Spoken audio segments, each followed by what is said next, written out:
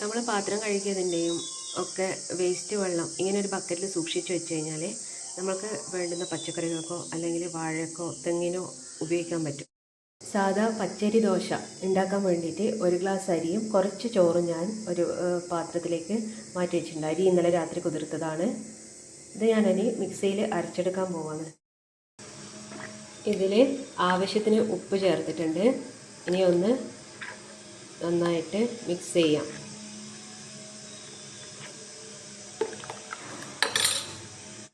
എൻ്റെ പാത്രം കഴുകുന്ന സിങ്കിൽ എപ്പോഴും ഇങ്ങനെ ഒരു പാത്രം ഉണ്ടാവും. കാരണം ഞാൻ കഴുകുന്ന പാത്രങ്ങളുടെയൊക്കെ വെള്ളം വേസ്റ്റ് ആവാണ്ട് സൂക്ഷിക്കാൻ വേണ്ടിയിട്ടാണ്. എന്നിട്ട് ഇത് മറ്റൊരു വലിയ പാത്രത്തിലേക്ക് ബക്കറ്റിലേക്ക് മാറ്റിയിട്ട് എന്തിനാണോ ആവശ്യം, എൻ്റെ വീട്ടിൽ കുറച്ച് തെങ്ങ് അങ്ങനെയുള്ള കാര്യങ്ങളൊക്കെ ഉണ്ട്, അതിനൊക്കെ ഒഴിക്കാനായിട്ട് ഉപയോഗിക്കും. എല്ലാവർക്കും ഇങ്ങനെ ചെയ്തു നോക്കിയാൽ നല്ലതായിരിക്കും വെള്ളം കുറവുള്ള സ്ഥലങ്ങളിൽ. ഇനി ഞാൻ ദോശയോടൊപ്പം കൂട്ടാനായിട്ട് കടലക്കറി ഉണ്ടാക്കാൻ പോവാണ്. ഇന്നലെ രാത്രി കുതിർത്ത് വെച്ച കടല കുക്കറിലേക്ക് ഇട്ടിട്ടുണ്ട് കഴുകി വെച്ചിട്ട്. പിന്നെ അതിലേക്ക് ചേർക്കാൻ വേണ്ടിയിട്ട് വളരെ കുറച്ച് ഉള്ളി, തക്കാളി, ചെറിയ കഷ്ണം ഉരുളക്കിഴങ്ങ്, ഇത് 3 കട്ട് ചെയ്യണം.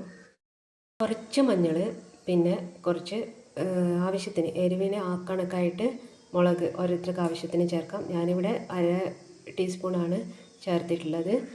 മറ്റുള്ള കാര്യങ്ങളൊക്കെ ഉരുളക്കിഴങ്ങ്, ഉള്ളി, തക്കാളി ഇത് 3 കട്ട് ചെയ്ത് വെച്ചിട്ടുണ്ട്. ഞാൻ പച്ചമുളക് ചേർക്കാറില്ല കടലക്കറി ഉണ്ടാക്കുന്ന സമയത്ത്. 1 കപ്പ് വെള്ളം ചേർത്ത് കുക്കറിൽ വെച്ചിട്ടുണ്ട്. ഇത് ഒരു 6-7 വിസിൽ വരെ വരാം. കടല അധികം പെട്ടെന്ന് ചീഞ്ഞു പോകുന്ന സംഭവമൊന്നുമല്ലല്ലോ. ഉപ്പ് ഞാനിപ്പോൾ ചേർക്കുന്നില്ല. ഉപ്പ് കടല ഇറക്കി വെച്ച് ആ സമയത്ത് ചേർക്കുള്ളൂ. ഇനി ഞാൻ മല്ലി വറുത്ത് വെച്ചത് തീർന്നു. ഇനി പുതുതായിട്ട് കുറച്ച് മല്ലി എടുത്തിട്ട് വറുത്ത് വെക്കാൻ പോവാണ്.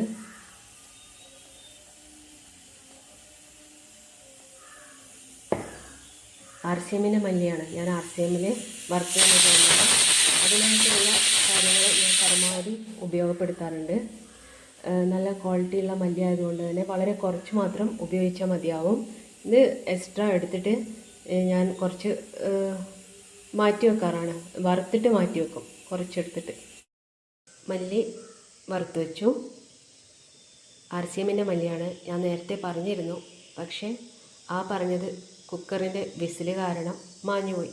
അതുകൊണ്ട് ഒന്നുകൂടി പറയാതെ RCMൻ്റെ പ്രൊഡക്റ്റുകൾ പരമാവധി ഞാൻ ഉപയോഗപ്പെടുത്തും. കാരണം ഞാനതിൽ വർക്ക് ചെയ്യുന്നത് കൊണ്ട് തന്നെ എനിക്കതിൻ്റെ ക്വാളിറ്റി മനസ്സിലാക്കാൻ പറ്റും. ഞാൻ 3-4 വർഷമായിട്ട് അതിൽ പ്രവർത്തിച്ചുകൊണ്ടിരിക്കുകയാണ്.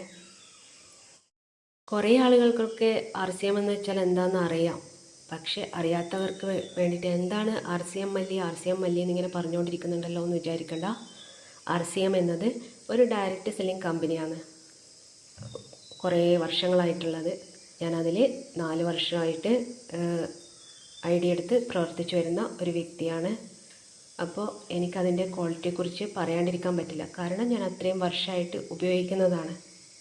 ആ ഉപയോഗിച്ച് അതിൻ്റെ ക്വാളിറ്റി നന്നായിട്ട് മനസ്സിലായതിന് ശേഷമാണ് ഞാൻ ആൾക്കാരെ ഇതിലേക്ക് ക്ഷണിച്ചത്. കടലയും RCMൻ്റെ തന്നെയാണ് കേട്ടോ. ഇതിലേക്ക് കടല വെന്ത് വന്നു. ഇനി ഇതിലേക്ക് നമ്മൾ ആവശ്യത്തിന് ഉപ്പ് ചേർക്കുകയാണ്.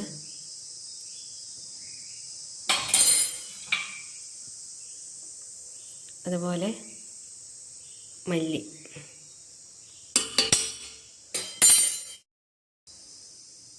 ഒരുവിധം എല്ലാ വീട്ടിലേക്ക് ആവശ്യമുള്ള കാര്യങ്ങളും RCMലുണ്ട്.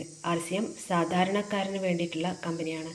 നമ്മളിപ്പോൾ സൂപ്പർ മാർക്കറ്റിൽ പോയിട്ട് വലിയ പൈസയുടെ സാധനങ്ങൾ വാങ്ങിയാൽ പോലും നമ്മളുടെ അക്കൗണ്ടിലേക്ക് ഒന്നും വരില്ല. പക്ഷേ നമ്മൾ വാങ്ങി ഉപയോഗിക്കുന്നതിൻ്റെ ലാഭത്തിൻ്റെ ഒരു വിഹിതം കൂടി നമ്മൾക്ക് കിട്ടാനുള്ള ഒരു അവസരം കൂടി RCMലുണ്ട്. ഇനി ഞാൻ ഇതിലേക്ക് വറുത്തരച്ച തേങ്ങയാണ് കേട്ടോ. വളരെ കുറച്ച് ഈ അളവിൽ മതിയാവും. ഒരു 1/2 ടീസ്പൂൺ ആ ഒരു രീതിയിൽ മതിയാവും. ഇത് നമ്മളിതിലേക്ക് ചേർത്ത് കൊടുക്കാൻ പോവാണ്. പിന്നെ ഞാൻ ഇതിൽ ചേർത്തിട്ടുള്ളത് കുറച്ച് മല്ലിയിലയും കുറച്ച് കറിവേപ്പിലയും. ഇനി ചേർക്കാൻ പോകുന്നത് വളരെ കുറച്ച് സബ്ജി മസാല,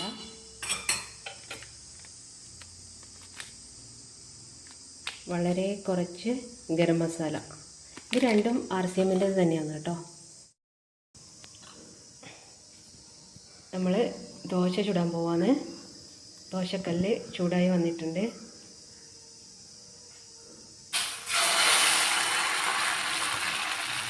സാധാ അരി ദോശയാണ് കേട്ടോ, പച്ചരി ദോശ.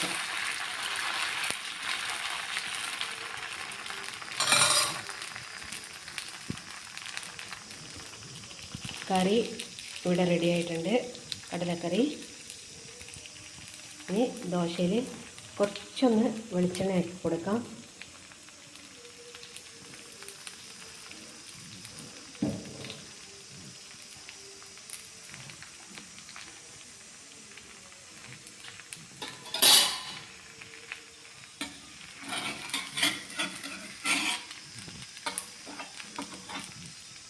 നന്നായിട്ട് ഉണങ്ങിയാൽ മാത്രം മറിച്ചിടാൻ പറ്റുള്ളൂ.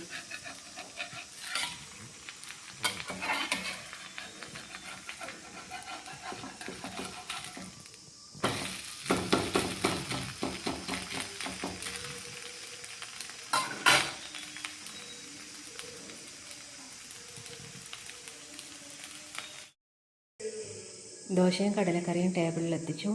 ഇനി ഞങ്ങൾ ചായ കുടിക്കാൻ പോവാണ്. ഉച്ചയ്ക്ക് ചോറിന് കൂട്ടാനായിട്ട് ഇഞ്ചിക്കറിയാണ് ഉണ്ടാക്കിയിട്ടുള്ളത്. ഇന്ന് എളുപ്പത്തിലുണ്ടാകാൻ വേണ്ടിയിട്ടാണ് ഉണ്ടാക്കിയത്. അതെങ്ങനെയാണെന്ന് ഉണ്ടാക്കാമെന്ന് ചോദിച്ചാൽ, കുറച്ച് തേങ്ങ, കുറച്ച് ഇഞ്ചി, കുറച്ച് പച്ചമുളക്, അത് മൂന്നും തൈര് ചേർത്തിട്ട് അരച്ചെടുക്കുക.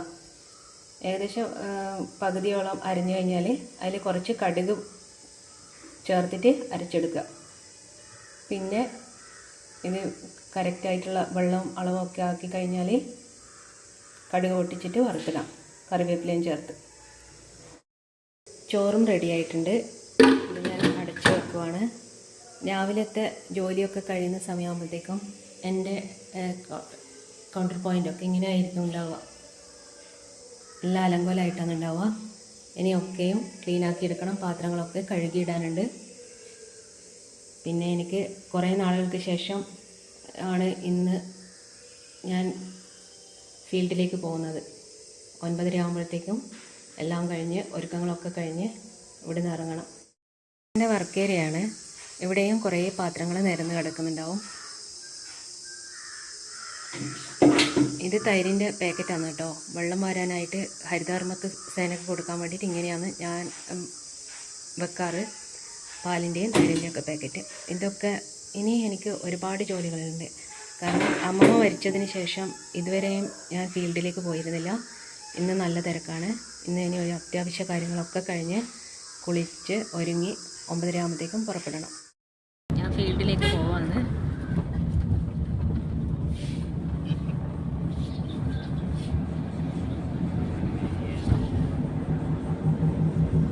നാട്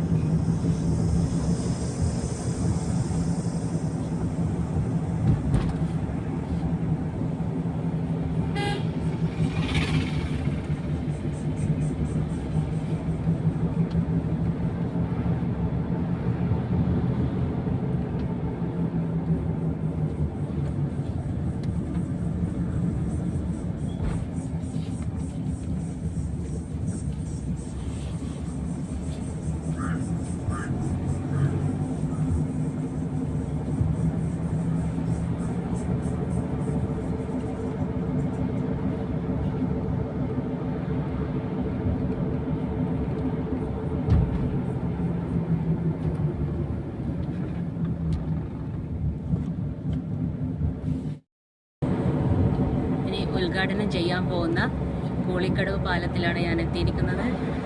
എൻ്റെ നാട്ടിലെ ഏറ്റവും വലിയ പാലമാണിത്.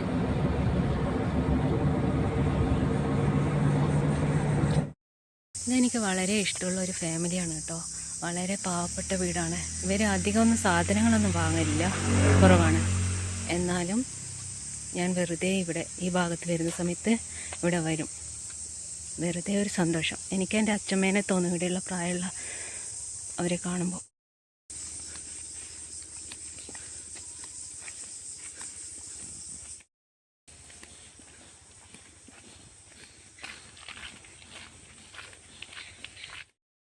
വെയിലിന് നല്ല ചൂടുണ്ട്.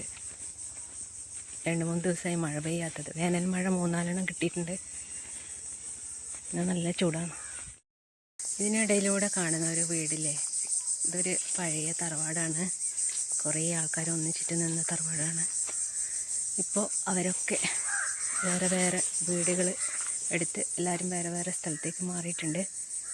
ഇപ്പോൾ ഇത് വിറക് വെക്കാനും അങ്ങനെയൊക്കെയുള്ള ഒരിടമായിട്ട് മാറിയിട്ടുണ്ട്.